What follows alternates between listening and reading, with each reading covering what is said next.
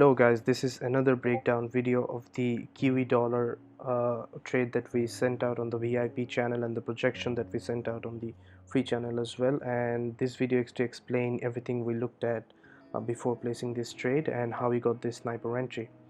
Okay, so let's get right into it. Let's not waste any more time and let's get some nuggets. Okay, so fundamentally, first of all, we looked at the CPI data from Thursday, and the news was quite neutral. Okay, and the data from China, that was positive as well. We look at the data of China for the Kiwi dollar because China China because New Zealand and Australia heavily export their products to China, and their economy and their exports are kind of dependent on China. So anything that happens bad in China more or less affects the economy of New Zealand and Australia as well. So we look at their data as well. Fundamentally, both this particular news was neutral and this news was bullish. So as our bias for the particular technical setup was bearish, we didn't really have much confirmation as far as fundamentals are concerned, but we really did have some very interesting technical side of things that made us take this trade, and we did have confidence with this trade. So let's get right into it and let's see what we look at. Okay, first of all, this violet area, this got our attention. Okay, so in PriceAction Forex Limited, we are always looking at where could have the banks be involved. Okay, so this move, in our opinion, was not caused by the retail traders. The retail traders cannot possibly make a move happen like this. Okay, the kind of volume that we can see here, this was obviously caused by the institutions. Okay, so we were waiting to see what kind of a reaction does it have when price reaches back to this area. So price went up again and tested this engulfing candle, and right from the beginning of that last up candle, price went down, right? It did have a reaction. So if I am a retail trader and I have learned all the patterns that are taught on the internet, then at this point when price is right here, somewhere right here, what am I looking at? I think I believe that many people would draw this pattern.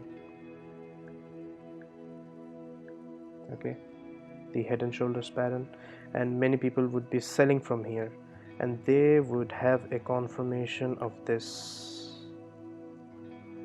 Okay, they would draw this trend line. They would think that okay, left shoulder, head, and right shoulder, and the trend line has broken as well, what they call the neckline or whatever. So they would call that this candle has closed below the trend line, and this is a confirmation to sell. So just imagine, where are their stop losses when they decide to sell? Either here or above this high. Okay, quite obvious. So if their stop losses are either here or here, then if we know it, the banks know it. Okay, so what the banks do is deliberately push price up from here to here, deliberately push price up and grab all these stop losses. Okay, grab all these stop losses. Let me show you clearly here. Okay, so we just this indicator is just the daily high and low movement. This indicates 1 day worth of price action. Each box indicates 1 day worth of price action, nothing fancy. So this red box right here, this indicates that day's particular price action. Okay, so and that day's high was this area right here. This was as high as it got that day. Okay, and just see what happened the next day. The next day started in New York session. This was a New York session.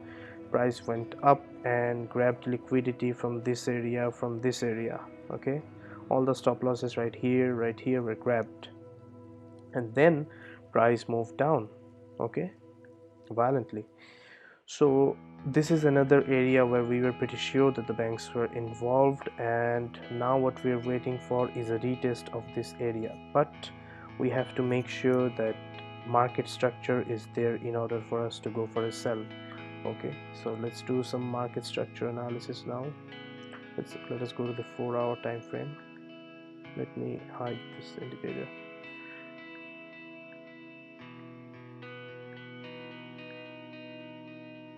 Okay, so this was a significant low that we were looking at, and if you see, price closed below this significant low. Okay, if we go to the 1-hour chart, we will be able to see more clearly.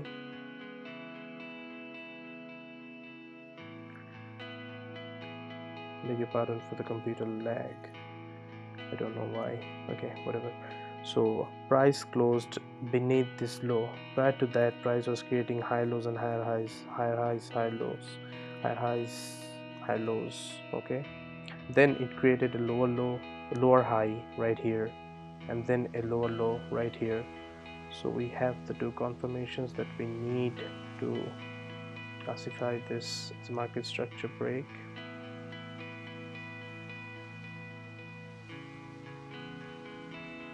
Okay, so now the structure has shifted from bullish to bearish market structure, and we have areas where the banks were in play. Now we're just waiting for the retests. Okay, so if we now pull out our Fibonacci,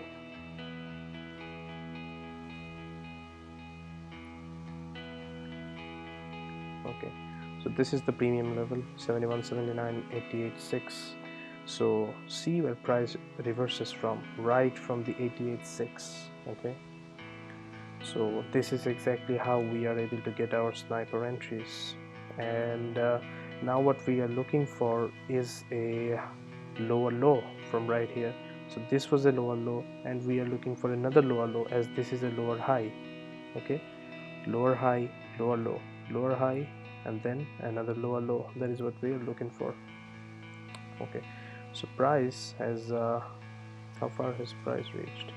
Okay, so price has already given us 45 pips. Right now it's in 33 pips profit, and the stop loss on this one was 20 pips. So we have already been able to achieve 1:2 on this trade, and I guess we have taken some partials on the VIP channel, and we will be looking to hold this one for a long time.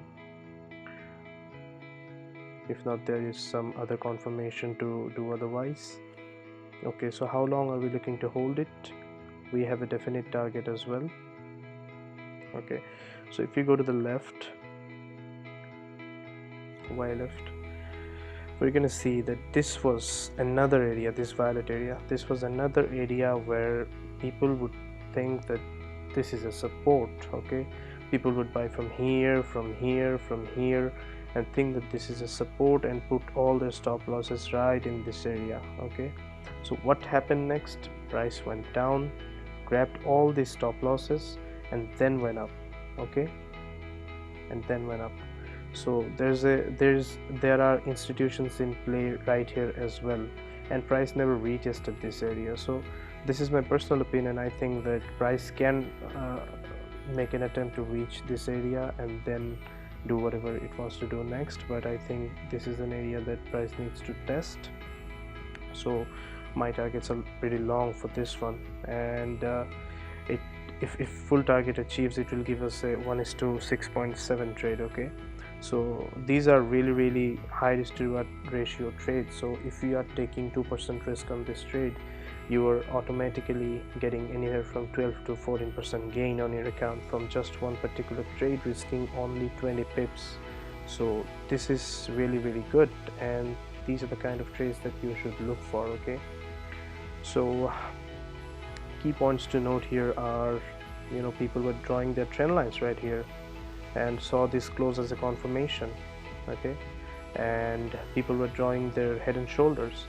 But if you think objectively, if 90% traders lose, and all the information about trading on the internet is only about these same patterns, these same rules, and still 90% people are losing, then you need to question yourself if these rules, these patterns are even valid? These trend lines, these support resistant concepts, are they even valid? Okay, and people would come and argue right now to say that hey, see, this can be a trend line as well, so the trend line worked. uh, yeah, you can surely say that it worked after the move has happened. Okay, so after the first two touches you couldn't signify this as a trend line, could you? So this is not logical. Why would price move on the basis of a line? Why would it move on the basis of a simple line that any 4-year-old can draw, right? That should make sense, and you should understand by now that trend line, support, resist, and these concepts are outdated, and these are not the way to go in order to sustain in the biggest financial market. So I urge you guys to use common sense and look for proper education. And obviously there are other things that we have looked at. Oh, there's another thing that I wanted to share. There was significant divergence on this one as well. So Australian dollar and New Zealand dollar, these two pretty much move the same way. When one creates a higher low and a higher high, the other creates a higher low and a higher high most of the time as well, but there are times when it doesn't. Okay, so at this area, if you see Australia, this orange line chart you see, this is price movement of Australian dollar. So from this time period to this time period, okay, for the Australian dollar, price created higher high. For the New Zealand dollar, price created lower low. Okay, so this is price divergence, and this is really significant to confirm that New Zealand dollar is actually weak. So in these cases, usually both of the pairs show sign of weakness, and we did actually provide trades in the VIP channel for both the pairs, but we only sent out the projection for New Zealand dollar USD as there were more confirmations for this one.